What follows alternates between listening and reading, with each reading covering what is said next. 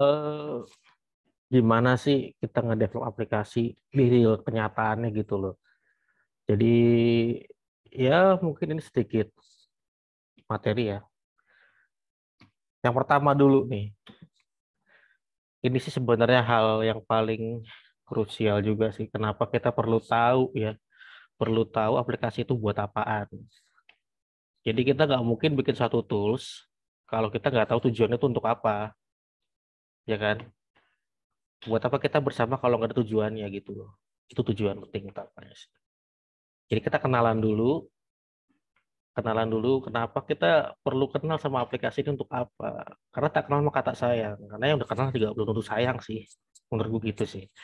Oke, processing data to information udah jelas. Aplikasi mau segede apapun, segede gaban juga dia gunanya buat ngolah data jadi informasi. Data apa sih yang kita masukin? Oh, biodata. Nama, alamat, telepon, segala macam, sampai foto dimasukin. Nah, tujuannya apa? Misalkan apa? Aplikasinya misalkan HRIS buat modul employee. Nah, tujuannya apa dimasukin semua itu untuk bikin CV. Nah, itu goalsnya.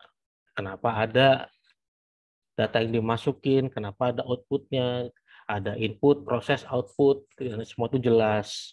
Data yang diinput itu apa, proses yang dilakukan itu apa, misalkan data yang dari input store ke database, gitu ya. Terus habis itu outputnya apa? Oh, bisa nampilin reportnya ke PDF atau ke Excel, rekapitulasinya seperti itu. Ya, teman-teman pasti juga udah nggak asing ya sama hal ini gitu ya. Pasti udah tahu gitu kan. Cuma ya penting sih untuk kita tahu gitu kan. Next. Sebenarnya poin satu udah gue jelasin tadi ya. Dua sama tiga nih. Siapa yang gunain aplikasi itu? Nah, ini penting. Saat kita ngebuat satu aplikasi, selain kita tahu nih, oh, gue pengen bikin aplikasi absensi. Ya, gue tahu absensi buat nge-record lu setiap hari, ada di mana, jam berapa lu masuk, jam keluar lu berapa, jam kapan, ya kan? Tapi siapa yang pakai aplikasi ini gitu loh. Jangan sampai orang yang nggak berkepentingan juga bisa ikut make gitu, atau mungkin tujuannya malah nggak tahu nih siapa yang make gitu. Dan penting juga kita udah tahu misalkan contoh aplikasi absensi, siapa yang make ya, pegawai, seluruh pegawai di perusahaan ini gitu loh. Siapa aja dari atasan sampai bawahan semuanya, nggak ada yang nggak oke. Tadi udah jelasin apa gunanya aplikasi itu, udah tahu, jadi nggak usah ditanya lagi. Nah, selanjutnya, nah ini ada sisi eh, mungkin hal teknis ya, teknologi apa yang digunain gitu. Ada beberapa hal ya kalau mau jawab ini, tapi cuma kita juga perlu tahu platform yang mau digunain itu apa. Seandainya saya tahu aplikasinya ini sifatnya aplikasi web, oh udah tahu platformnya web. Teknologi yang saya pakai, oh berarti mungkin kalau nggak pakainya PHP, JS. Itu nanti untuk khusus lainnya kayak database mungkin bisa pakai MySQL, Postgre atau Oracle. Mungkin nanti untuk deployment-nya bisa pakai Git sampai ke server. Nah, cuma ini udah agak teknis nih. Nah, cuma ini hal-hal yang umum dulu aja deh. Jadi kalau ditanya aplikasi ini apaan? Oh, absensi. Siapa yang pakai? Siapa? Siapa A, si B, si C. Terus habis itu siapa ya? Sorry, maaf, teknologi apa yang dipakai? Kita lihat dulu.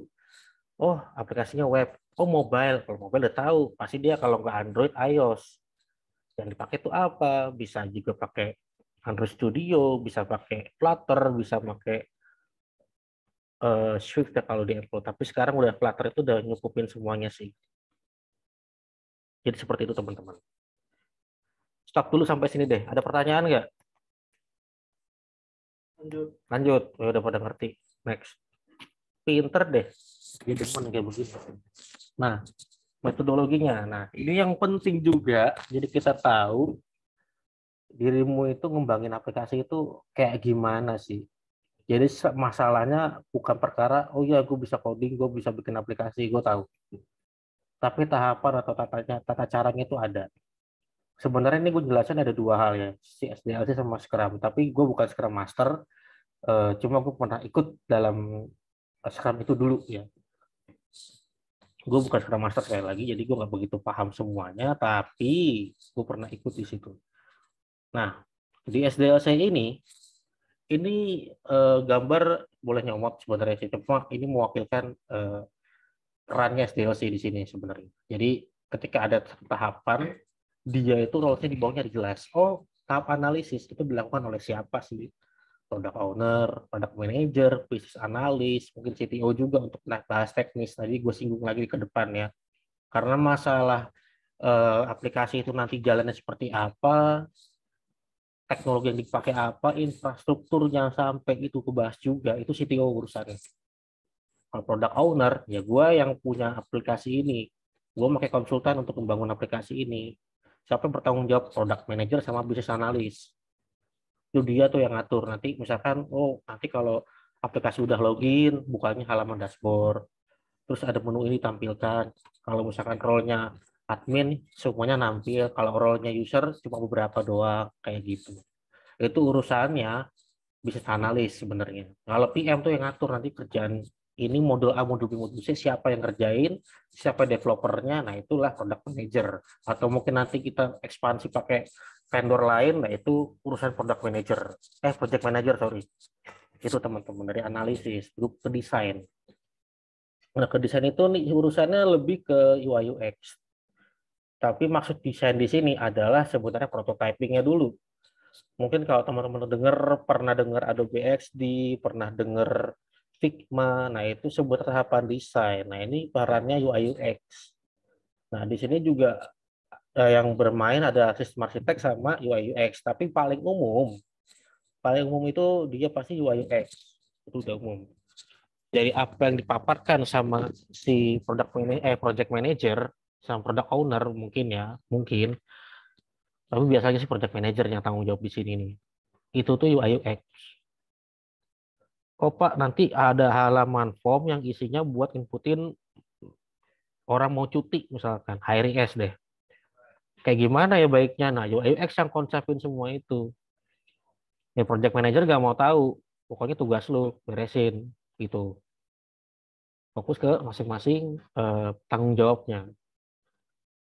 Setelah itu barulah development. Nah, di sini ini nanti di slide selanjutnya ada masalah arsitektur sama infrastruktur ya. Maksudnya itu apaan sih nanti jelasin. Development itu nanti dia ada front end dan ada back end. Tapi sebenarnya ini udah masuk ke ranahnya microservice. Cuma kalau misalkan di kategorinya monolith dalam arti satu budel aplikasi, oh nanti lo sih yang bikin view-nya, nanti gue bikin back-end-nya pakai database sama logiknya di belakang. Nah itu seperti itu. Ini urusan developer. Hal yang penting di sini, jangan sampai developer salah tangkap dari project manager sama business analyst. Sampai salah, ini yang kewalahan nih si developer nih, karena nanti bakal dia yang ngeberesin. Nah, ini yang perlu dijelasin banget. Oke, lanjut ke testing. Biasanya ini QA, udah jelas QA. Dulu gue juga pernah tim-timan sama QA juga. Jadi kita tektokan jadi developer gue sendiri, QA-nya teman gue. Jadi apapun eh, yang gue kerjakan akan dites sama QA-nya. Apaan sih yang dites? Biasanya ada skenario-nya. Skenario apa yang dites? Positif dan negatif. Contohnya gini, gue tahu depan gue tuh ada form buat naruh bikin cuti misalkan. Di mana form itu punya validasi. Kalau ada inputan yang nggak bisa masuk, itu harusnya nggak boleh disimpan ke database. Nah, itu tugasnya QA. Bener nggak nih kerjaan gue ini udah bener. Kalau di input nama, di input email, di input tanggal lahir, udah sesuai validasi sesuai formatnya. Dan pastikan tidak ada inputan yang tidak divalidasi. Itu tugasnya QA. Bahkan sekalipun form upload, itu harus jelas. Dia tuh ngupload apaan ke dalam sistem. Oh, foto doang. Berarti harus file foto doang boleh masuk. Nggak boleh ada file-file lain. Itu bisa jadi celah buat apa? Di face salah satunya. Itu keamanan juga di sini. Itu pernah terjadi. Dan gue pernah jadi korban juga di situ. Karena salah, nggak pakai validasi. Akhirnya di face. Udah mending sih, nggak kena yang lain-lain ya. Tapi itu jadi pelajaran. Bahwasanya testing juga penting. Nggak cuma sekedar kita bikin deploy. Oh, bikin di lokal bisa nih, ternyata di server nggak bisa. Ah, itu juga salah satu tugasnya testing juga QA. Tapi juga nanti ada DevOps yang harus mantau bahwasanya sisi development ya, deployment. Bahwasanya setelah testing dari QA udah ngetes segala skenario, parameter dan validasi inputan. Mungkin juga termasuk akses role-nya udah dites sama si QA, baru dia ke DevOps atau ke deployment. Tugasnya ngapain? Udah jelas. Kerjaan lo ini taruhnya di mana? Di servernya. Server mana sih ya? Terserah mau taruh di staging atau di staging itu bisa dikatakan development ya. Atau mungkin langsung production. Nah, si DevOps ini yang ngatur nih, environment-nya tuh taruh mana. Misalkan si sisi DevOps ini tahu bahwasanya developer butuh staging atau butuh apa namanya server buat ya kerja lah development ya. Sama juga buat production di mana kerjaan ini kalau udah mateng, udah di branch master, udah dicek sama QA, dia harus lari ke production. Nah ini tugasnya DevOps nih. Nggak tahu dia lewat Git, nggak tahu emang dia bikin container lewat Docker, main Kubernetes ya.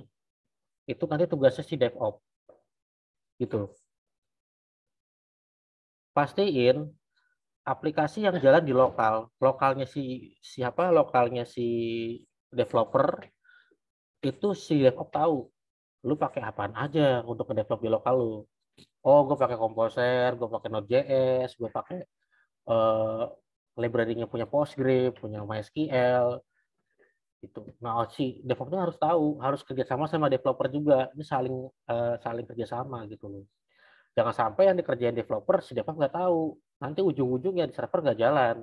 Yang disalahin siapa? Ya developer juga yang salah gitu. Karena si developer nggak mau tahu kerjaannya developer udah bener di lokal, di sana nggak bener kan tanggung jawabnya DevOps ya. Gitu. Itu di situ. Yang terakhir ada lagi maintenance.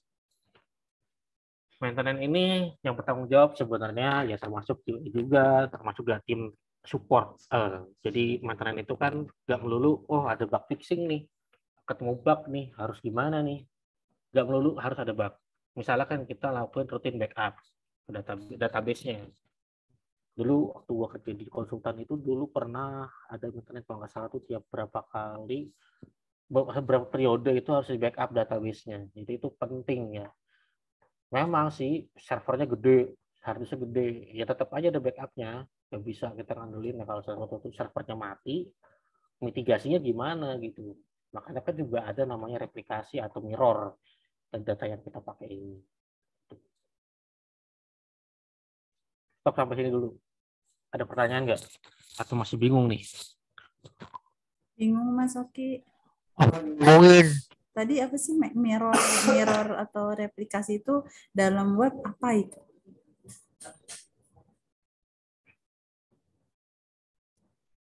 Sama aja Panjul. Gimana?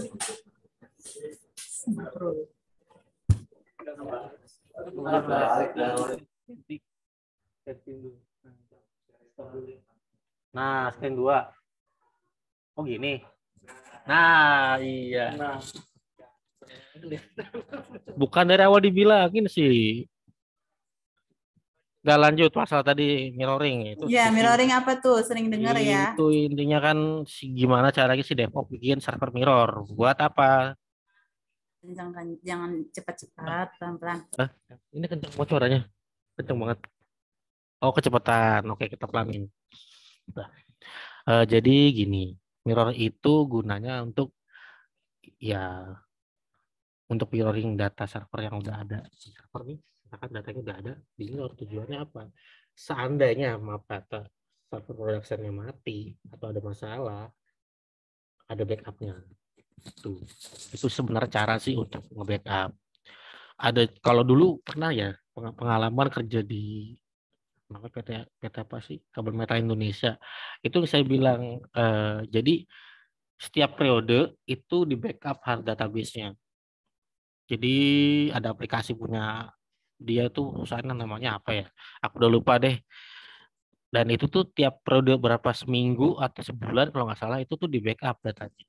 Yang dia nggak punya mirror. Nah itu pentingnya dibuat mirror tuh seperti itu. Gitu. Jadi udah di deploy, aplikasi udah jalan, transaksi berjalan ya, transaksinya berjalan, ya udah. Berarti kan artinya si server itu juga menyimpan semua log transaksi yang ada di server utama dan juga ada yang kedua, sisi mirrornya gitu. Berarti ini Gitu. servernya dua ya, Mas? Maksudnya di server yang berbeda ya? Betul. Kayak Oke. kita kan di atas tuh ada dua tuh, satu di yang publik, satu yang lokal. Nah, harusnya yang lokal itu jadi eh, apa namanya jadi mirror, tapi belum disetting sih. Lumayan. Gitu. Oke, next. Atau sebelum next, tar dulu. Ada pertanyaan lagi nggak nih? Mana tahu yang jelasinnya kurang gitu kan. Anwar, Kan. Lanjut. Yang lain aman-aman. Ya gitu deh teman-teman. Next ya. Udah, mau jalan. Oh iya udah.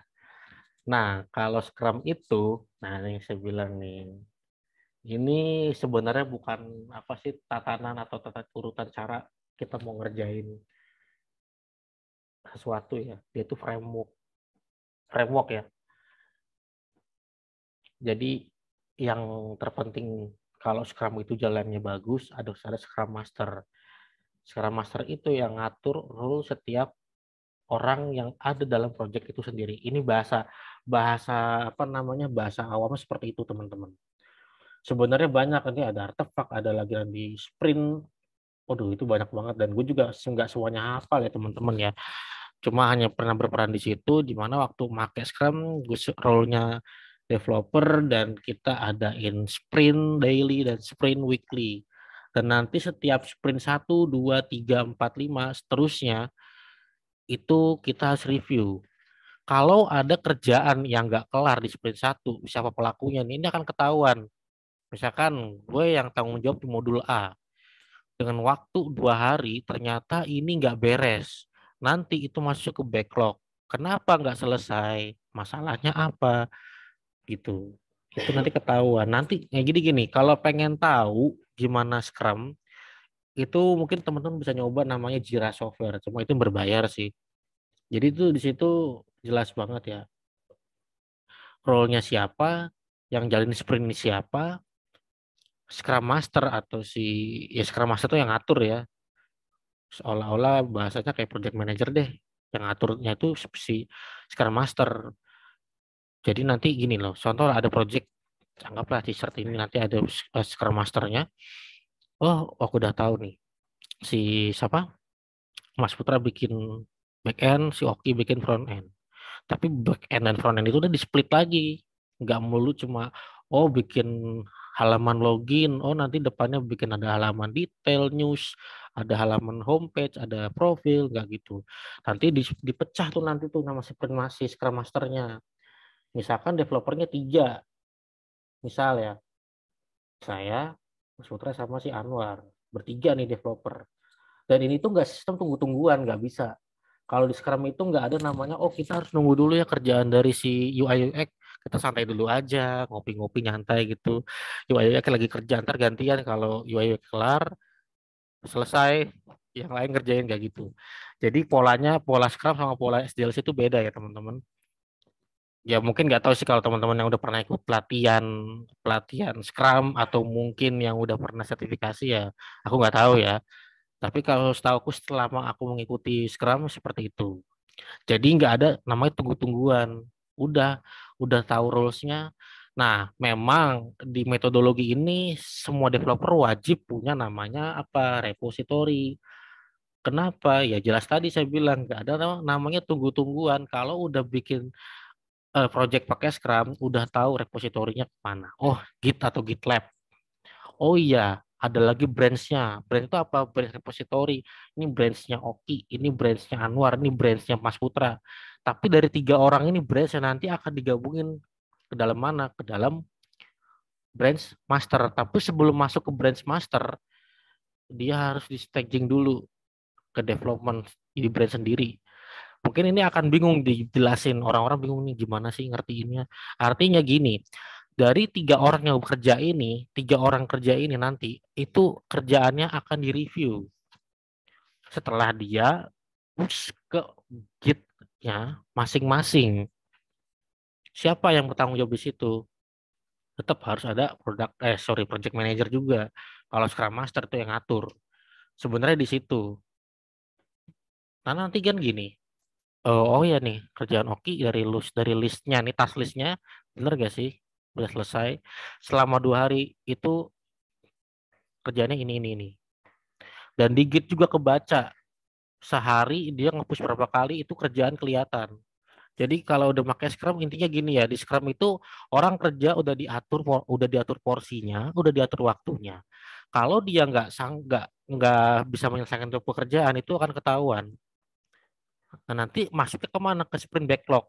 Maksudnya apa? Kerjaan yang belum kelar. Kalau udah masuk ke sprint backlog nanti dikerjain nanti. Nanti kan si Scrum Master tahu mana yang prioritinya high, medium atau low. Itu dia udah tahu. Dan itu biasanya udah bukan SA lagi di atasnya lah, udah tahu proyek ini ngerjainnya gimana gimana gimana gitu. Itu teman-teman. Nah, nanti setelah kerjaan ini sudah kelar, si A, si B, si C udah kerjaan di develop dengan baik, tetap ada testernya juga. Bukan berarti kalau Scrum ada nggak pakai QA lagi, nggak, tetap ada QA-nya. Ya di mana QA-nya tadi pada saat eh, melakukan evaluasi ya sebelum masuk ke master atau mungkin nanti di master branch-nya si QA ngetes juga. Intinya 3 developer udah kelar kerja sebelum masuk ke server production dites dulu sama si QA. Polanya gitu doang. Mungkin kerjaannya sama yang dilakukan, cuma polanya beda. Kalau pola yang pertama tadi SDLC tunggu-tungguan. Satu ngerjain, tungguin. Yang kedua ngerjain, tungguin. Yang ketiga ngerjain, tungguin. Enggak. Kalau make Scrum nggak seperti itu polanya. Intinya seperti itu. Detailnya kayak gimana mungkin mesti tahu dan belajar dulu Scrum-nya. Nah, di situ udah dijelasin product owner ngapain di situ ya di slide di gambar ini Scrum Master tuh biasa ngapain. Makanya di situ dibilangin this is expert who helps to make sure the project is following the Scrum framework. Nih, while they guide and coach the team. Udah nge-guide dan ngajar si tim sendiri nih. Tanggung jawabnya ini semuanya ke Scrum Master gitu. Nah kalau development team ini developer lah si programmernya. Ini kalau product owner anggaplah ini klien. Jadi kalau product owner di sini itu adalah kliennya, Scrum Master yang ngatur tuh kerjaan, nah development timnya ya ini si pro developernya, termasuk SA-nya, termasuk QA-nya teman-teman di sini di development team. Oke stop sampai sini dulu. Ada pertanyaan nggak? Ada Apa tuh Mbak? Tawa mulu spesifik, Mbak. spesifik, maksudnya gini, definisi dari Scrum secara umum, apa sih definisi dari Scrum, Definisinya. terus dia tuh merupakan platform atau apa gitu, terus apa sinkronisasi atau hubungan dengan agile. Agile juga sih. Kalau aku agile belum pernah pakai, jadi belum bisa menjawab ya. Takutnya kalau jawab salah, mending saya bilang saya belum pernah di agile. Kalau jawabannya Scrum itu apa sih definisinya? Udah jelas. Scrum itu adalah framework kerangka kerja ya. untuk kita kerja gitu. Itu namanya framework. Tapi bukan framework kayak orang kenal lah, Ravel CI itu bukan. Ini untuk kita kerja. Ibarat kata kita ngebikin Excel pakai template. Oh iya nih, kita mau ngebikin timesheet. Udah ada nama template-nya kan. Plot. Tanggal sekian ngapain, ini sekian ngapain. Kalau Scrum, oh proyeknya ini. Oke, yang bagi tugas si Scrum Master. Modul A, modul B, modul C, UI UX itu udah jalan semua. Makanya satu tempat namanya repository bisa pakai Git atau GitLab. GitHub atau GitLab ya. Masih ada satu Git sebenarnya. Cuma kalau GitHub atau GitLab itu kan sebenarnya kayak mereknya aja lah atau providernya ya. Sebenarnya sama yang dipakai itu adalah Git. Git itu adalah versioning control system. Mungkin kalau dicari di Google, VCS itu apa? Yaitu tadi, itu buat ngelola kerjaan kita. Di Git itu semua yang kerja akan ke-log semuanya.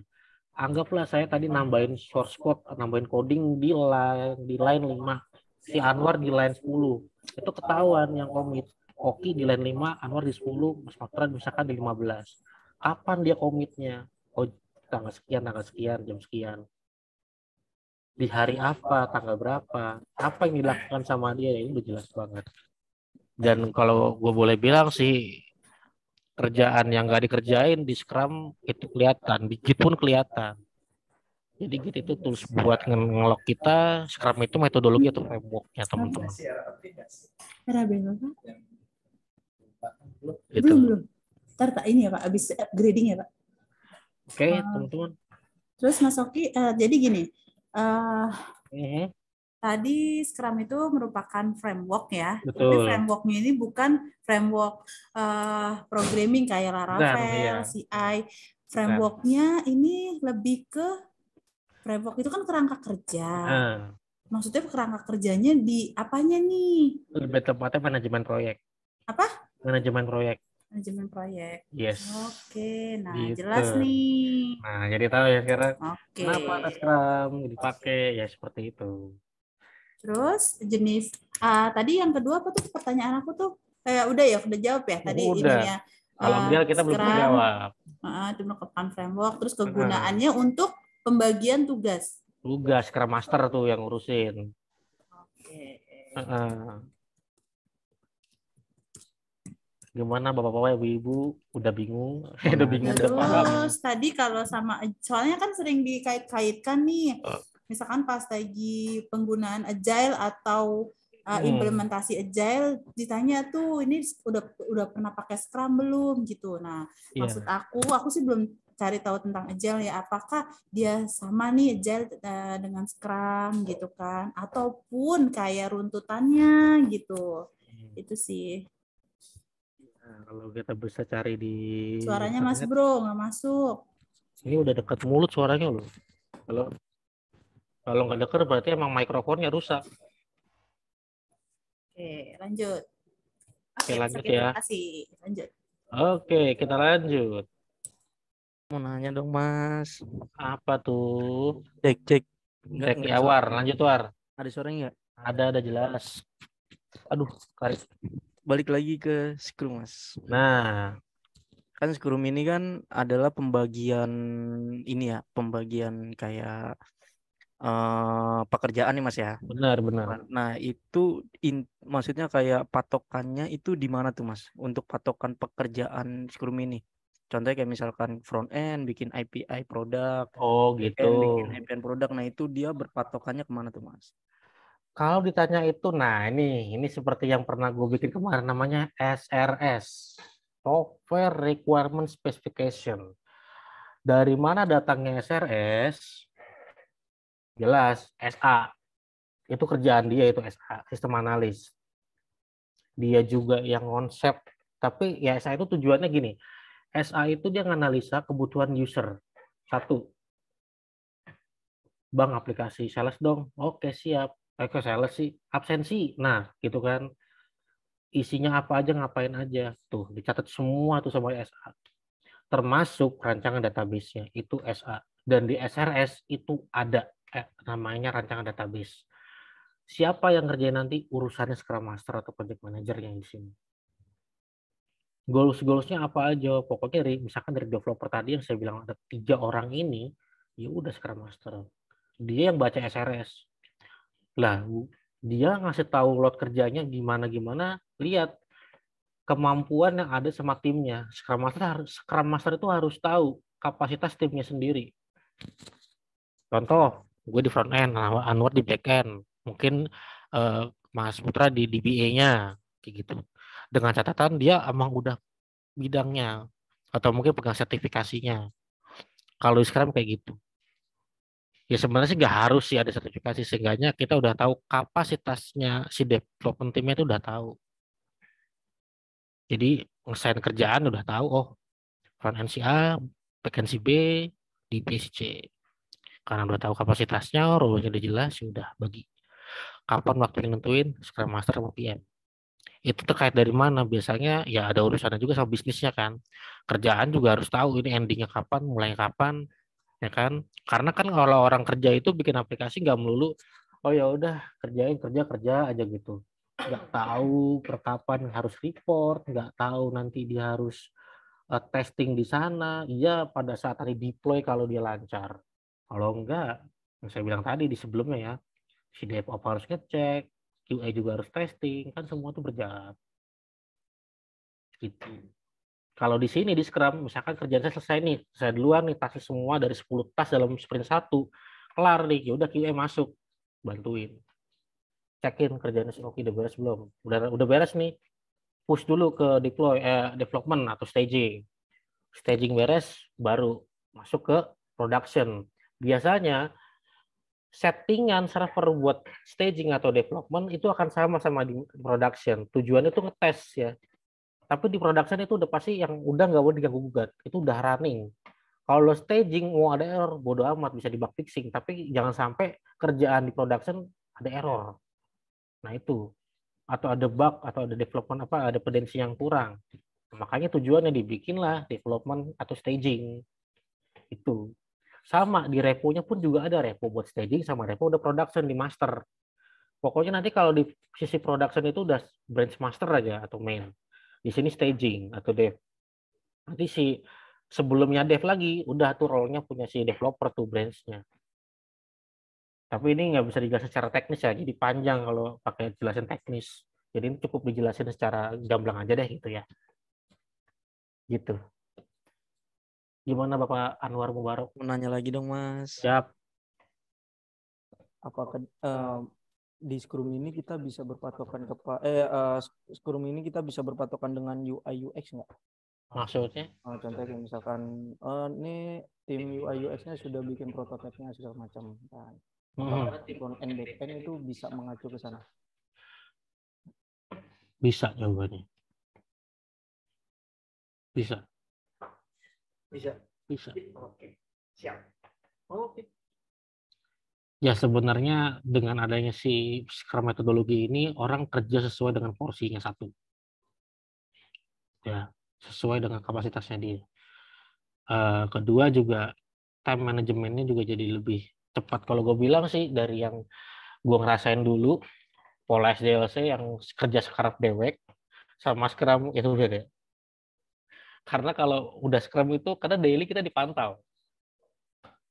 Daily itu kita progresnya ngapain aja. Nah, ya lognya. Kalau kita kan sekarang ini biasanya di Google Sheet update hari ini ngapain. Kalau sama sebenarnya sih ketika nanti dipakai aplikasi pakai Jira software tuh buat Scrum metodologi juga, itu nanti akan kayak gitu juga update progresnya apa, yang down mana, yang progres mana. Tapi nanti dilihat ada komitannya ke Git gitu. Nanti dia sinkronis ke Git juga gitu loh. Bener nggak yang ini done? Coba lihat Gitnya. Di push apa enggak? Di commit apa enggak? Ya maksudnya di push ya. Kalau commit pasti push. Kayak gitu. Ya mungkin yang nanti udah mau coba gimana rasanya pakai Jira, ya silahkan aja sih. Tapi itu berbayar ya, nggak gratis. Lanjut. Terkait arsitektur. Nah, tadi kita udah panjang lebar ngomongin orang kerja, ngapain aja kerjaannya, terus siapa-siapa pembagian tugas. Nah, tapi di sini kita juga perlu tahu bahwasannya aplikasi itu juga punya arsitektur. Kenapa ada ya? Tadi sempat saya singgung ya. Aplikasi segelondong. Udah UI-nya di situ, logiknya di situ, database-nya di situ juga. Itu monolit. Nah, bedanya sama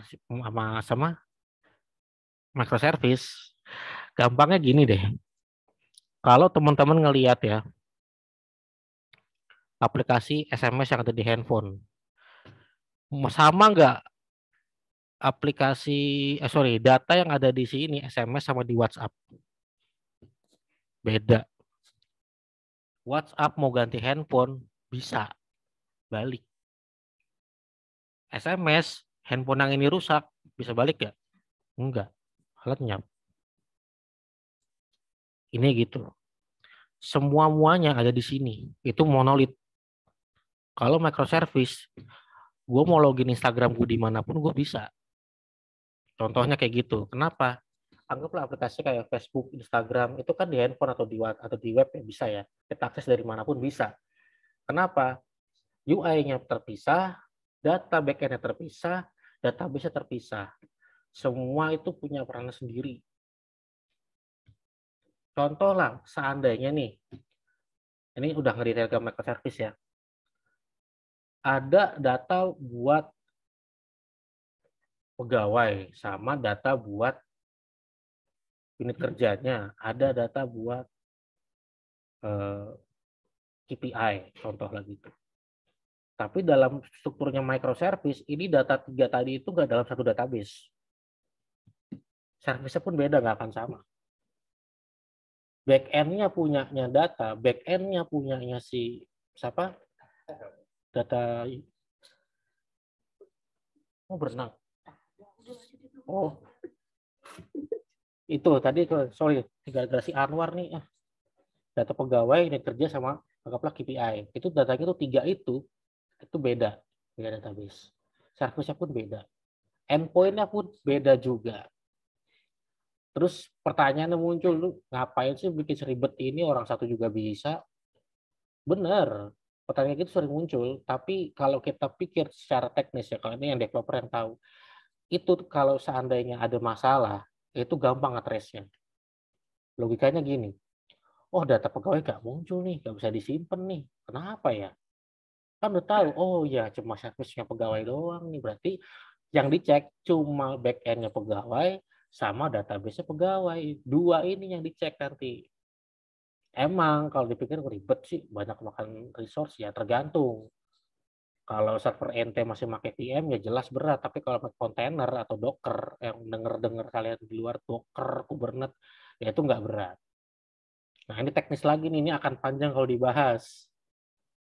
Gitu. Jadi intinya gini, dalam satu aplikasi yang segede gitu ya, datanya itu misah-misah.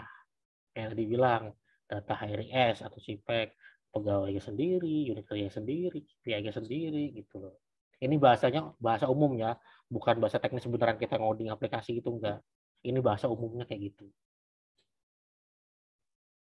Salah satu keunggulan lagi nih kalau pakai microservice, bodoh amat tuh ngodingnya pakai apa. Misalkan servisnya gue pakai PHP, si Anwar pakai Node.js, Mas Sutra pakai Golang. Itu nggak jadi soal karena dia punya gateway.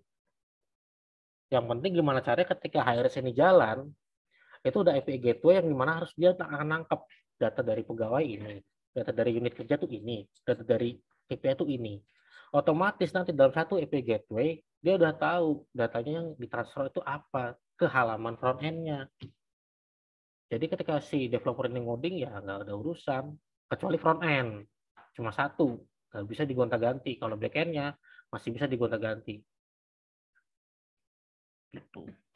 Misalkan sepakat front end-nya pakai React atau misalkan pakainya Vue, ya udah, ya kayaknya terserah sih orang mau pakai apa, mau pakai Java juga terserah bisa. Sebenarnya kalau boleh dibilang sisi microservice ini lebih menguntungkan ke developer. Karena kalau masih pakai SDLC monolith itu jadinya satu. Timbulnya apa ketika kita pakai monolith, yang satu bisanya Java, satu bisanya PHP, berantem deh tuh. Udah pakai Java aja, pakai PHP aja gampang. Ternyata itu jadi saling apa namanya bersinggungan gitu kan. Nah, salah satu alasannya ada microservice seperti ini. Itu sisi plusnya, kalau sisi plusnya monolith itu jadi satu, nggak usah banyak makan resource. Minusnya ya tadi, ini aplikasi monolith kalau udah banyak kendala itu nge-trace-nya panjang. Nah, kalau microservice makan resource-nya lumayan gede, tapi nge-trace-nya gampang kalau ada masalah. Dan untuk development-nya, bahasa pemrogramannya itu nggak cuma satu, bisa multi. Karena dia punya namanya API gateway. Kalau ditanya, emang iya ya microservice itu berat banget service-nya, ya tergantung infrastruktur yang kalian pakai, server yang kalian pakai. Tapi yang pasti kalau udah microservice udah nggak lagi namanya VM, tapi makanya container, itu Docker, Kubernetes buat ngatur servisnya. Stop sampai sini. Ada pertanyaan nggak? Gimana? Tadi tidak apa masuk kalau udah microservices nggak usah pakai PM. Ya, maksudnya begini, Mbak Nia. Kalau microservice ngandelinnya VM itu berat, beneran berat. Karena satu servisnya itu harus bergantung sama satu VM. Satu VM itu kan ada OS-nya ya, Mbak ya. Misalkan server gue fisik 1, gue bikin VM 10 biji. Ya 10-10-nya nyala. OS-OS-nya nyala ya. Tapi kalau kontainer server fisik 1 udah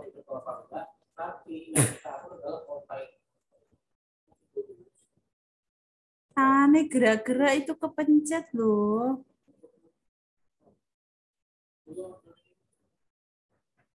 Itu di mute, klik mute-nya tuh di itu. Wedus. Sopo sing wedus. Weh, nih, balik lagi ya. Jadi tadi kita membahas masalah Iya, tadi kan microservice nggak usah nggak usah pakai PM, iya, berat. berat alasannya. Tadi source. Kan gede, RAM-nya, CPU-nya kan berat tuh. Ya kan? Nah, kalau seandainya pakai kontainer itu udah diatur tuh. Kontainer itu kayak Kubernetes gitu kan? Iya, Kubernetes. Jadi gini, Docker itu kontainernya nih. Oh, Docker ya. Anggaplah kotaknya nih, ini kotak makan Docker nih. Nah, yang ngatur ini ada ikan, ada nasi. Itu Kubernetes. Nah, itu Kubernetes-nya. Oke, jadi kontainernya bahasa itu umumnya adanya gitu. Adanya tuh Docker ya, Dockernya ya. Iya, bener kayak gitu. Kan jadi enak kan pemahamannya. Sip. Ya. Jadi biasanya kalau microservice pakainya tadi ya Kubernetes itu ya, maksudnya Docker itu ya.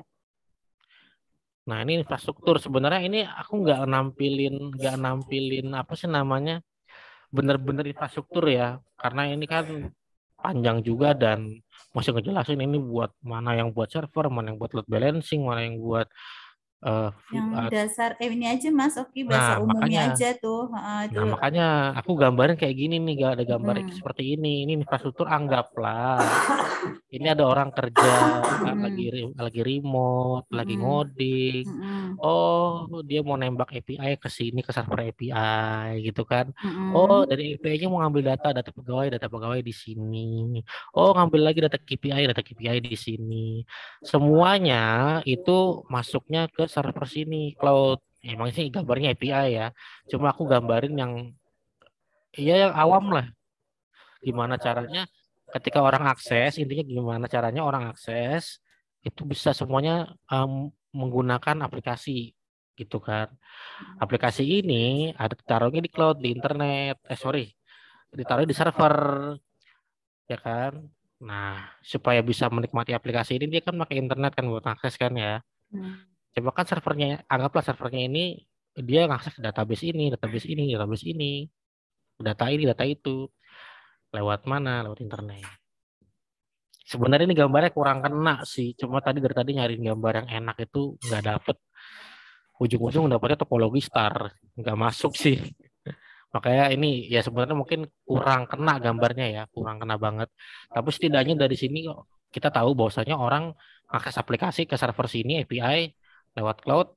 Nah dari si API-nya ini nih, nanti dia ngambil data nih, database. Data A, data B, data C. Dimana ketika orang butuh, orang tinggal panggil. Oh iya tinggal panggil aja nanti server yang ngurusin ke database gitu. Tadi yang kayak saya bilang pakai aplikasi kayak Instagram, Twitter, Facebook kan di sini di-download kan.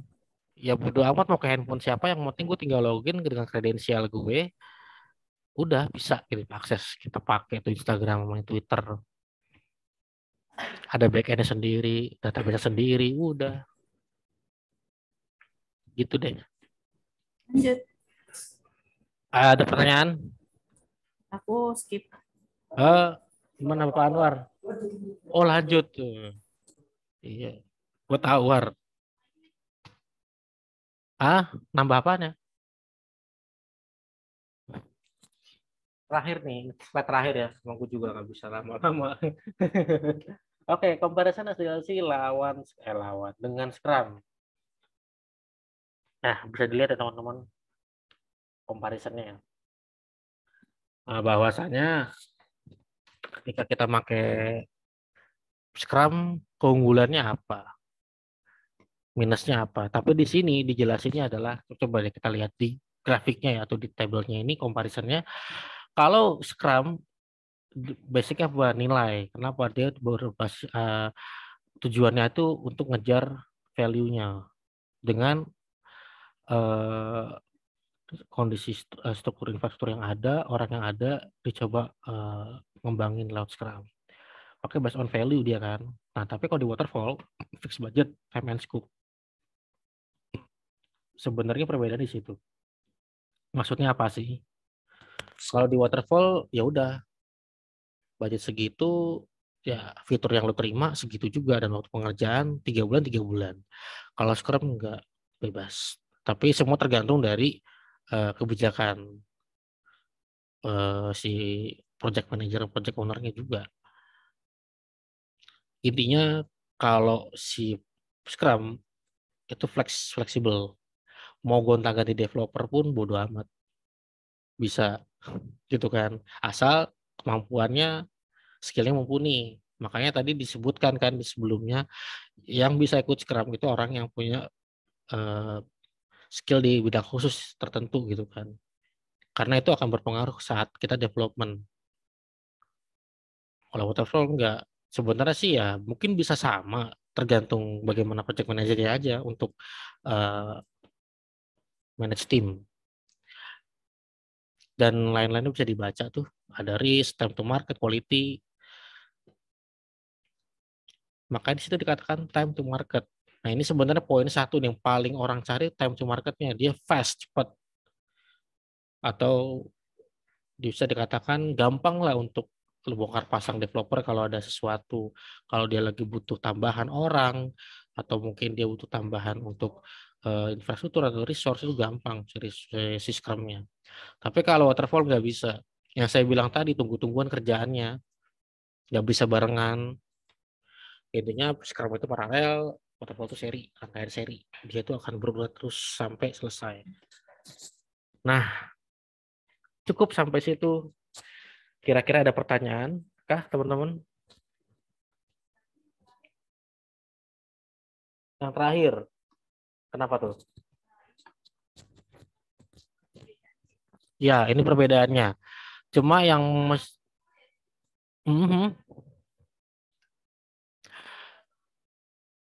waterfall ya tadi SDLC. Waterfall itu SDLC. Itu waterfall sebenarnya. Urutan dari atas, dari hulu ke hilir gitu. Makanya gue bilang kan, dia itu gak bisa namanya kerja jalan paralel ya, nggak bisa. Tapi kalau Scrum itu bisa. Kenapa ya tadi saya bilang, itu tunggu-tungguan. Sistem analis bikin rancangan, programmer masih nganggur, UI UX masih nganggur. Kelar itu rancangan, UI UX baru kerja, programmer masih nganggur. Gitu. Dia tunggu-tungguan kerjanya. Coba perlu diketahui, Scrum itu besar juga gede. Karena ya kerja semua banyak. Satu project misalkan nilainya misalkan 1 M, yang hajar 3 hari, kurang kan. Sekarang itu gampang nambah resource. Ketika lagi berjalan, wah ternyata kurang nih, kita butuh front end. Tambah lagi front end masuk, ikut kerjain. Scrum Master tinggal kasih kerjaan, beres. Kalau waterfall tuh nggak bisa kayak gitu. Secara metodologi ya.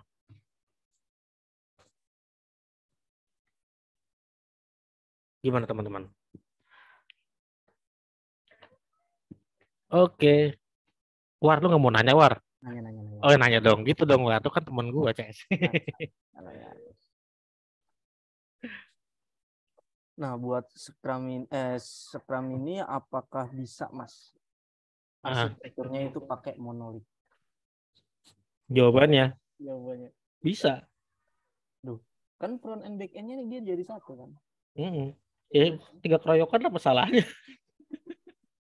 Sebenarnya gini ya, itu kerjaan kayak gitu tuh yang lebih ngetahui project manajernya sih. Ya kalau dikatakan bisa nggak sih monolit pakai Scrum? Jawabannya bisa, cuma buat apa kalau kerjain monolit kerjaannya? Tapi enggak sih bro, menurut gue tetap bisa. Monolit sekalipun ya, mungkin ini jawaban serius ya, monolit sekalipun, walaupun dia pakai Scrum tetap bisa. Emang bener, udah jadi satu nih Scrum-nya, front end sendiri, front end sama back end-nya jadi satu. Jadi kalau boleh bilang data, logic sama tampilan itu jadi satu. Tapi kan masih bisa dibagi. Ya walaupun sebenarnya sih kalau gue boleh bilang kayaknya sia-sia sih ngerjain monolit pakai Scrum gitu ya. Berarti Walaupun tapi solusinya sebenarnya di Git war, Gitnya. Karena apa? Git itu udah jawaban. Walaupun dia monolit, oke lah. Ya udah war, lu front end dulu aja kerjain, nanti gampang kita gabungin front end sama back end-nya. Sebenarnya kerjaan lagi sih untuk integrasiin front end sama back end karena dia monolit kan. Kalau front end sendiri udah nih, back end sendiri udah nih, gitu kan. monolit kan bisa individu, ya kan. Individu bisa. Tapi lebih tepatnya rata-rata kalau monolit ini bisa menggunakan waterfall. Bisa. Ya begitulah war ceritanya. Oke Mas Oki, terima kasih. Sama-sama Bapak Anwar. Dah. Yuk sama-sama. Oke, cek tes. Oh, ini. Boleh. Wah, nah ada Masternya ada loh. Oke, yang pertama nih, hmm, khususnya sih buat sales ya. Oke, dari upgrading hari ini, kira-kira apa yang bisa didapat untuk teman-teman jualan? Oke, dari Anwar dulu deh. Prosesnya kita bisa tahu, itu aja sih intinya Pak. Kalau dari saya. ngetahuin gimana caranya bikin aplikasi, prosesnya dari mana. Iya, siap. Oke, bisa diceritain dikit. Cerita soal apa itu Pak?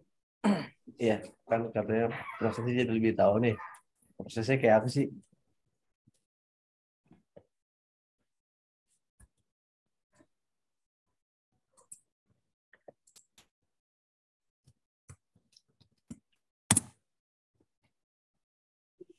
Nah itu dia yang tadi kan di sini Mas Soki juga udah ngejelasin nih proses HDLS itu kayak gimana, terus perbedaannya itu apa. Mungkin kalau ada pertanyaan dari customer, apa sih Mas bedanya nih saya pakai monolit sama microservice, kan kita bisa ngejelasin. Lebih tepatnya itu sih Pak, buat materi hari ini ya. Itu. Bisa dijelasin bedanya monolit sama microservice. Tuh, tadi kan buat monolit kan yang dari saya pertanyaan juga nih, monolit kan dia bisa jadi satu, front end dan back end. Contohnya itu kayak kita pakai Laravel, di situ kan MVC, model view controller, dia bisa jadi satu. Nah, Laravel itu bisa di bagian back end juga. Itu maksudnya ke microservice. Kalau Laravel itu di back end, nanti front endnya bisa pakai Vue, kayak atau apa sebagian itu sih. Poinnya sih yang penting buat perbedaannya sih tahu di situ. Perbedaan yang tahu ya. Oke. Baik. Terus mungkin juga ini review buat kita semua ya. Oke, mungkin buat kebetulan Nia sama Anwar juga basicnya ada di IT kan. Ya, kan?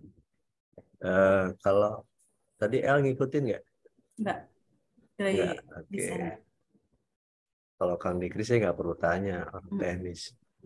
Maksudnya gini, kalau tadi setengah presentasi itu yang saya tangkap lebih terlalu ke teknis, Mas Oki. Teknis ya? Oke. Teknis banget ya. Tapi kalau pada saat mulai ada pertanyaan dari Nia, itu adalah salah satu checkpointnya. Checkpointnya itu berarti itulah insight yang dibutuhkan oleh sales. Apa sih aplikasi? Gitu kan ya. Terus perbedaannya apa antara monolit sama microservice tadi, gitu kan. Terus mungkin bisa juga tadi sudah disampaikan sih sekilas untuk contohnya gitu ya. Nah ini sih sebenarnya kalau di teknologi yang lama itu ada yang Itu ada yang kalau pernah dengar tier ya, one tier, n tier dan seterusnya kayak gitu. Ya kan. Nah, cuma karena teknologinya berkembang pesat adalah Docker, adalah Kubernetes dan seterusnya. Nah, juga mungkin perlu diperhatikan adalah ini temanya apa sih tadi? Development, how to development application Oke. ini gitu lah. Cara yang gimana cara nge-develop gitu kan. Cuma kan tadi kan gua nggak bahas teknisnya banget ya. Ya mungkin ada teknisnya, cuma nggak dalam banget lah gitu. Mhm. Oke, good lah, good. Kalau materi yang disajikan sih oke. Cuma yang kita bahas sekarang di sini adalah eh, seberapa besar ini bisa ngebantu khususnya untuk teman-teman sales ketika nanti berhadapan dengan klien. Maksudnya mungkin akan sedikit lebih global lagi kalau misalkan yang dibahas adalah jenis-jenis aplikasi, bedanya apa aplikasi, apa itu website, apa itu aplikasi web, gitu ya, aplikasi mobile, kemudian jenis-jenisnya, itu kan pengembangannya banyak ya. Terus kemudian dengan isu-isu yang kita dapat sekarang nih, apa aja di lapangan, mungkin sales juga bisa ngasih masukan atau pertanyaan dari hasil kunjungan-kunjungan tadi gitu. Ya kan. Overall bagus, udah istilahnya udah ada tektokan lah, udah nyambung. Nah, cuman mungkin yang perlu diperhatikan ini adalah dari sisi salesnya sih ya, terutama ya. Karena kan upgrading itu khususnya adalah untuk sales. Seberapa besar manfaat dari upgrading itu yang didapat oleh sales untuk nanti modalnya berhadapan dengan klien, gitu sih. Oke. Ada lagi nggak komen yang lain? Aku nambahin.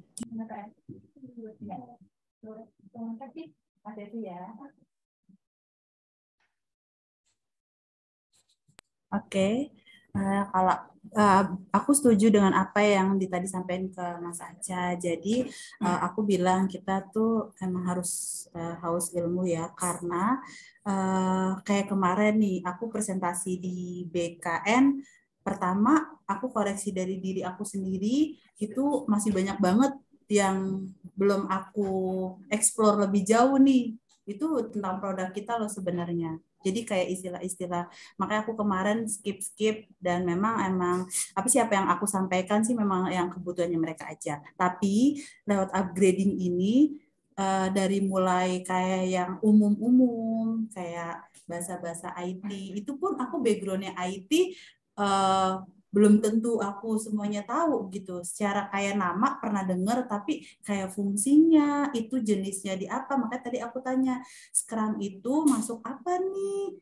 Framework kah? Apakah aplikasi ataukah software gitu. Jadi sering dengar tapi sebenarnya aku nggak tahu gitu. Nah, terus ya kayak gitu tadi, apa sih ini dengan apa ini dengan agile gitu kan hubungannya, karena aku pernah waktu di Sainkom sering dapat obrolan-obrolan gitu kan gini-gini. Nah, intinya sih next upgrading itu kita nggak keberatan untuk teknis, tapi teknisnya bukan yang terlalu bagaimana, tapi intinya yang buat umum sih gitu. Ya bertahap sih kita, aku sama Anwar kan baru juga ya di sini, maksudnya dunia IT ini beda sama teman-teman yang emang basicnya developer gitu kan. Jadi mau nguatin dasarnya dulu nih gitu, biar kita tuh ngobrol sama klien itu seenggak-enggaknya kita nggak buta-buta banget gitu. Oke, sip. Mantap. Kang Dikri ada komen, Kang?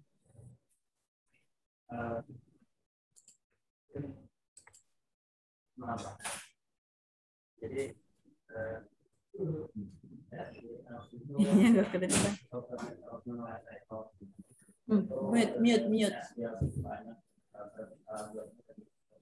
Mute. Di mute. Di mute Mas Ikri. Hati-hati, Pak. Mute dibuka dulu. ya,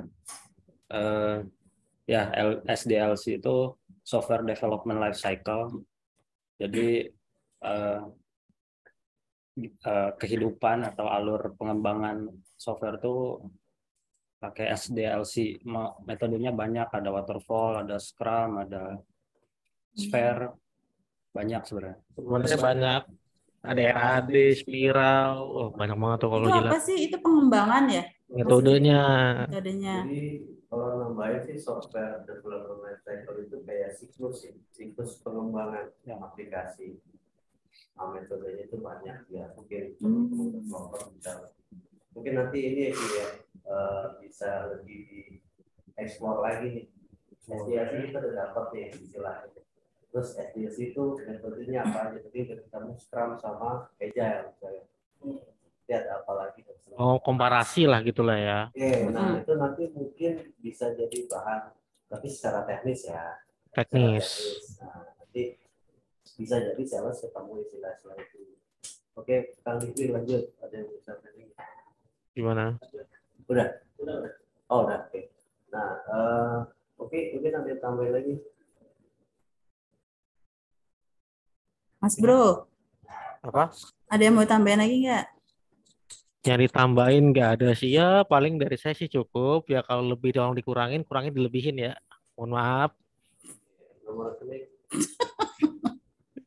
Ya gimana? Udah. Mau Ya diapain? udah, aku tunggu ya info-info yang menarik selanjutnya. Dan selanjutnya siapa tuh? Mas Putra apa Mas Aca? Mas, kayaknya besok Mas Putra baru Mas Asa deh. Di Oke. jadwalnya Putra dulu, Mas Putra, Mas Asa. Akhir. Oke, ya udah. Oke, Ah. Anwar kita gimana nih? Udah oke ya? Makin semangat lagi ya? Wuh, Makin kuat makin ya kita semangat ya? Anwar Basicnya dong. ya. Ya, nanti mungkin di Hidup Anwar. untuk kesimpulan ini kita udah dapat ya. Ya sama Anwar udah dapat. Meskipun kalau menurut saya sih teknis ya. Tapi nggak apa-apa ini tidak mengatakan buat sales untuk mengenal istilah-istilah.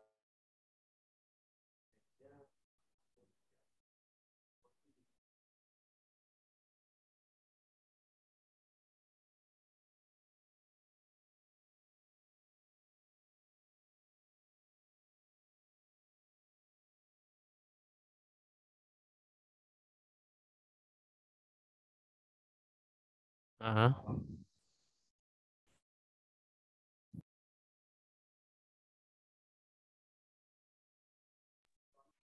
Ini ngapa di mute mulu sih? Plus buat kita semua. Ini kenapa di mute semua? Ini ada yang bingung orang keuangan. Matasan mindik-mindik di pintu katanya kenapa satu ruangan pakai nge-zoom. Ya udah, yang penting kita tambah semangat, tambah ilmu. Makasih banget teman-teman developer dan semuanya. Ini Keren. rekaman di-upload ke grup. Oh, nanti minta siapa nih yang jadi co-host? Nanti ya. Iya, nanti aku iniin deh ya. Oke, sip. Thank you, Thank you makasih. ya. Mantap. Makasih. Ayo, Assalamualaikum. Salam, udah pulang ya.